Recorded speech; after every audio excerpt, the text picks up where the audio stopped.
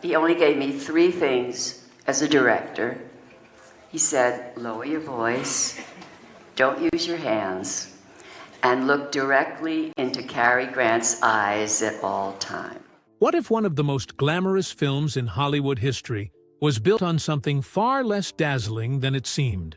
In 1959, Eva Marie Saint became the elegant, mysterious leading lady in Alfred Hitchcock's North by Northwest, a role that cemented her place in cinematic history. The on-screen chemistry, the polished style, and the seamless tension seemed effortless. But behind the scenes, it was anything but effortless, and certainly not always pleasant. Hitchcock was more than just a master of suspense. He was a master of control. His sets were meticulously orchestrated, and his actors were expected to surrender not just their performance, but their instincts. For decades, Saint spoke only of the brilliance, yet now, with the safety of time, she has begun to share the other side of the story, one where genius came with a cost, and the spotlight hid shadows few could see. In the summer of 1958, Eva Marie Saint walked onto a soundstage at MGM with every reason to believe she was about to experience the pinnacle of her career. She had an Academy Award for On the Waterfront under her belt, and now she was the leading lady in an Alfred Hitchcock production alongside Cary Grant, arguably the most charming man in Hollywood. The role of Eve Kendall in North by Northwest promised glamour, intrigue, and the kind of screen immortality that every actress dreamed of. To the outside world, it was a golden ticket. Hitchcock's productions were famous for their polish. Wardrobes were custom-made by the best costumers in the business. Lighting was sculpted to flatter every frame.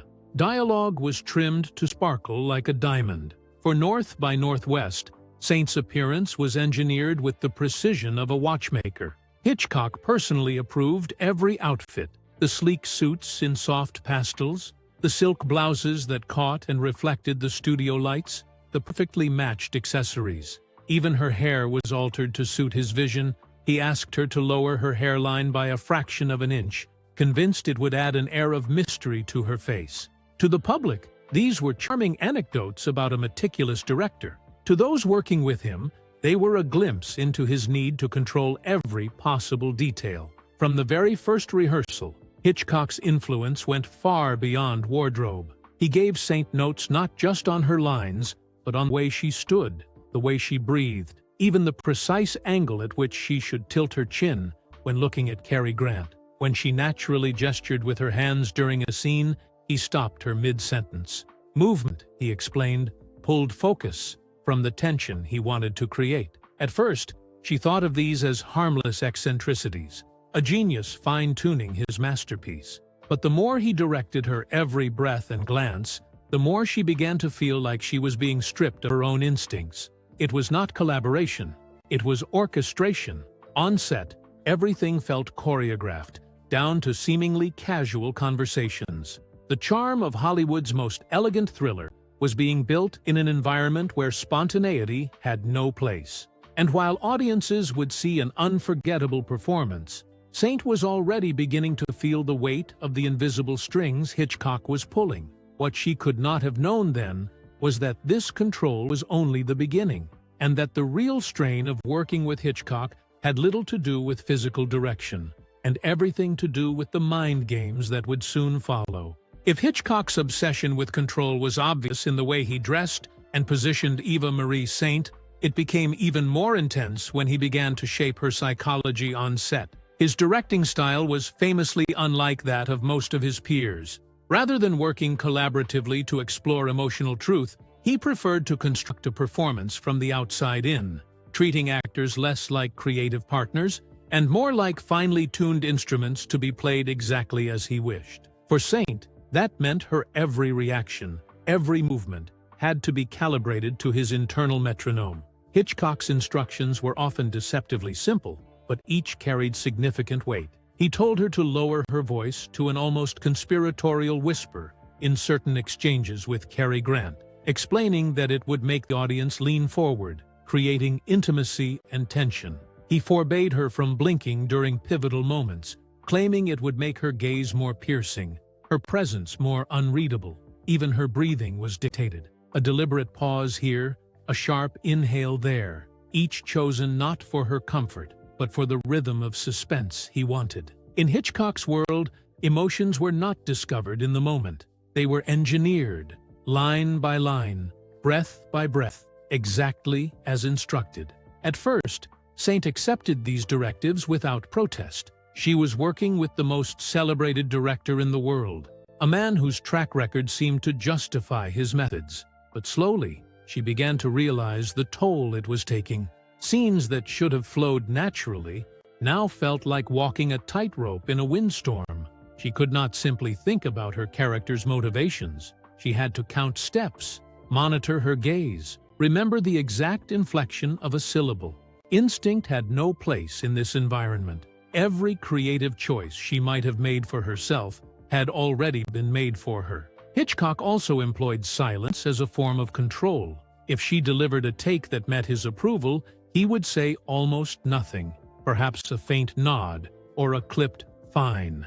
If she strayed from his vision, he would pause, letting the silence swell, as if measuring how far she had fallen short, before offering a cool correction. That deliberate withholding of affirmation became its own form of pressure, keeping her in a constant state of seeking his approval, second-guessing even the moments she believed were flawless. The effect was cumulative. By the middle of the shoot, she was no longer performing just for the camera. She was performing for Hitchcock's invisible scoreboard. Every take a pass or fail exam in his eyes. The pressure was constant, subtle, and unrelenting. Yet what she did not yet realize was that the most taxing part of his control was still ahead. Hitchcock's influence would soon reach beyond the physical and technical, deep into the emotional core of the story, blurring the lines between character and actress in ways that would test her far more than any blocking or line delivery ever could. By the midpoint of North by Northwest's production, Eva Marie Saint was beginning to understand that Hitchcock's genius came with an unspoken price. It was not simply that he demanded precision, it was that he seemed to thrive on keeping his actors slightly off balance. For Saint, this meant living in a state of constant readiness, never sure when the next instruction, critique, or subtle manipulation would come. The pressure was not loud or chaotic, it was quiet, calculated, and always present. Hitchcock had a way of drawing performances out of actors by deliberately creating an atmosphere that mirrored the tension of the story. On screen, Eve Kendall was meant to be a woman hiding her true motives, balancing charm with deceit. Off-screen, Saint sometimes felt she was being asked to live that role in real life. There were moments when Hitchcock would withhold key details about a scene until just before the cameras rolled, forcing her to deliver a reaction that was genuinely startled or unsettled. In one sequence, he refused to tell her how Cary Grant's character would respond, ensuring her surprise looked authentic. It was a clever trick for the audience, but for Saint, it chipped away at her sense of control over her own performance. Even more draining were the psychological games he played between takes. Hitchcock had a reputation for testing the boundaries of his actors, making comments that were half compliments and half criticisms, designed to keep them uncertain about where they stood. Saint later admitted that this could be emotionally exhausting. She never quite knew if she was earning his approval or being quietly judged. While he was never overtly cruel to her, his manner was precise and clinical, rarely offering the warmth or camaraderie that might have balanced his demands. For weeks, Saint pushed through it, telling herself that the end result would justify the process. And to some degree, she was right. The dailies showed a performance that was magnetic, layered, and perfectly in sync with Hitchcock's vision. She could feel the cost mounting. Acting, for her, had always been about connection and instinct. Now it was about compliance and control. It was as though the emotional core of her craft had been replaced by a set of invisible rules that she was forbidden to break. Still, she kept going, holding on to her professionalism even as the tension deepened. But Hitchcock was not done shaping her experience, because the most pivotal scenes and the most demanding mind games were still ahead. When North by Northwest premiered in the summer of 1959, it was instantly hailed as one of Alfred Hitchcock's crowning achievements. The film was a sweeping success, both commercially and critically. It broke box office records for a thriller, cementing Hitchcock's reputation as a master of visual storytelling, and became an instant reference point for suspense cinema. The critical reception was equally enthusiastic. Reviewers praised its sharp wit, breathtaking set pieces, and the magnetic interplay between Cary Grant's urbane charm and Eva Marie Saint's cool sophistication. Every element seemed perfectly balanced, from Ernest Lehman's script to Bernard Herrmann's urgent score. On screen, Saint appeared effortless. Her Eve Kendall was alluring yet unreadable, a woman whose motives seemed to shift like the scenery rushing past a train window. The chemistry with Grant was electric, but her performance had a self-contained elegance that was rare even among the era's top leading ladies. She could convey volumes with a single glance, a raised eyebrow, or the faintest shift in her posture. Critics described her as mysterious, poised, and utterly convincing, a performance that looked like it had flowed naturally from instinct. But in reality, very little of what audiences saw was left to instinct. Every precisely timed pause, every carefully measured movement had been shaped by Hitchcock's relentless direction. Saint's voice was modulated to match his idea of tension. Her stillness was crafted to draw the eye exactly where he wanted it. The character on screen, though brought to life through her talent, was in many ways Hitchcock's creation. A composite built from her body, her voice, her physical presence, all filtered through his exacting vision. The film's success only magnified this paradox. Hitchcock's status as a cinematic genius was elevated yet again. Industry insiders spoke of his brilliance with renewed awe. Meanwhile, Saint found herself in the unusual position of being both proud and quietly unsettled. She could not deny the exhilaration of seeing the final cut, knowing it would live on as one of the great Hollywood thrillers. But she also carried the private knowledge of how emotionally taxing the process had been, how the glamour hid the reality of a set, where spontaneity was forbidden, and trust in one's instincts was quietly dismantled, scene by scene. Publicly, she said nothing of this. In the late 1950s and early 1960s, speaking critically of a director of Hitchcock's stature was not simply frowned upon. It could be career-ending. The unwritten rule was clear. An actress, particularly in a male-dominated industry, was expected to show gratitude, not dissent. So she smiled for the cameras, offered charming anecdotes, and let the public imagine that the experience had been as charmed as the finished product appeared. Privately, the memories were more complex. She recalled the constant vigilance, the second-guessing, the sense of being shaped into something just slightly apart from herself. Yet for decades, she kept those thoughts locked away. Only much later, when time had loosened the grip of Hollywood's old codes, would she begin to tell the fuller story of the subtle manipulations, the emotional strain, and the psychological games that had been just as real a part of North by Northwest as the famous crop duster attack or the climactic chase across Mount Rushmore. And when she finally did, those revelations would not only reshape how audiences saw the film, but also how they saw Alfred Hitchcock himself. For decades after North by Northwest, Eva Marie Saint's public comments about Alfred Hitchcock carried a tone of admiration, even warmth. She spoke of his brilliance, his meticulous control over every aspect of production, and the privilege of working with Cary Grant under his direction.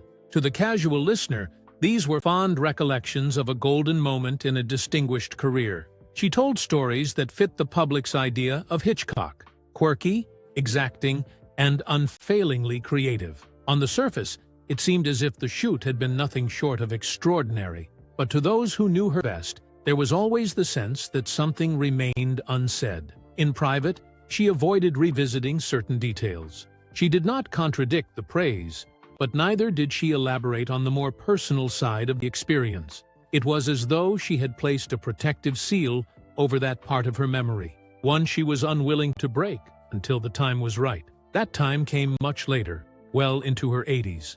By then, she was a living legend in her own right.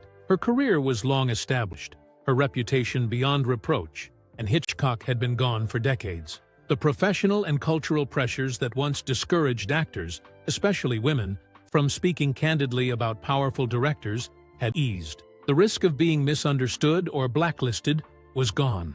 And so, slowly at first, she began to peel back the layers. In interviews and public appearances, she hinted at the truth that working under Hitchcock could be emotionally draining, that his dominance over the creative process left little space for an actor's own interpretation.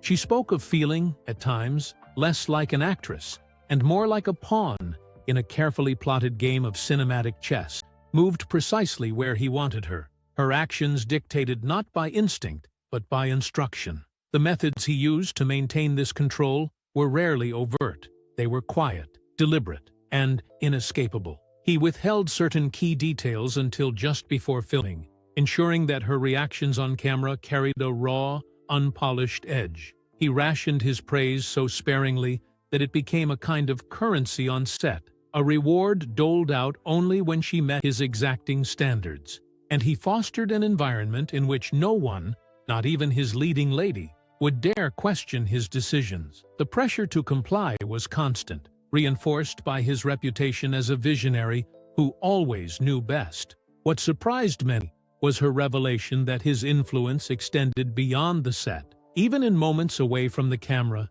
Hitchcock's presence lingered. He might comment on her appearance at a public function, her phrasing in an interview, or the way she spoke about the film, subtle reminders that, in his mind, the performance did not end when the cameras stopped rolling. The role of Eve Kendall was not just a part she played on screen, it became a persona she was expected to embody in public life. These late-life confessions reframed one of Hollywood's most celebrated collaborations.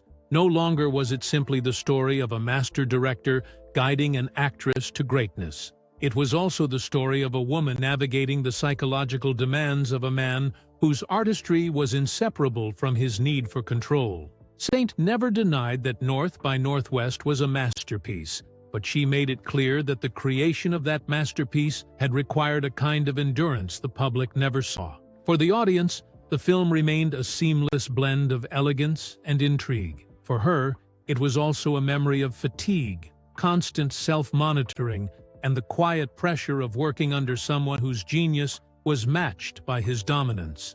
When she finally shared these truths, decades after the fact, it startled longtime fans who had clung to the image of Hitchcock as a benign maestro. But for Saint, it was simply honesty, a truth she had chosen to guard until the moment felt right. And in speaking it aloud, she invited the world to reconsider not just her performance, but the legacy of the man who had shaped it so completely. Eva Marie Saint's memories of North by Northwest serve as a quiet but powerful reminder that the creation of a cinematic masterpiece is rarely as effortless as it appears on screen. For audiences, the film remains a jewel in Alfred Hitchcock's crown, a perfect fusion of suspense, sophistication, and visual artistry. It is studied in film schools, celebrated in retrospectives, and consistently ranked among the greatest thrillers ever made. Yet for the woman at its center, the elegance and polish that defined the finished product came at a deeply personal cost. It was a price paid in emotional stamina, the erosion of creative autonomy, and the gradual surrender of her instincts to the unyielding vision of one man.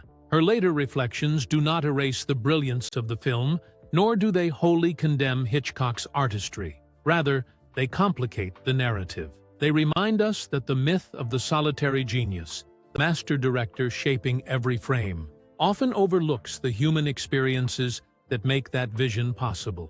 In Saint's case, it meant navigating a working environment where brilliance and control were inseparable, where artistry was achieved alongside a quiet, unspoken strain. When audiences revisit North by Northwest today, they may still be swept away by the glamour of Eve Kendall, the poised, mysterious figure trading double meanings with Cary Grant in a dining car or running for her life across the jagged faces of Mount Rushmore. But now, there is another layer to consider. Beneath the cool elegance lies the endurance of Eva Marie Saint herself, whose performance was shaped not only by her skill, but also by her ability to adapt, persist, and deliver under constant constraint. It is a testament to her professionalism that the audience never saw the tension, never sensed the fatigue. Yet knowing the story behind the scenes changes the way we see her work. It becomes not just a triumph of craft, but of resilience. And perhaps that is the enduring truth Saint has given us in finally sharing her experience, that what dazzles on screen often has shadows just outside the frame, and that the cost of brilliance is not always visible in the light of the projector. That truth lingers long after the credits roll.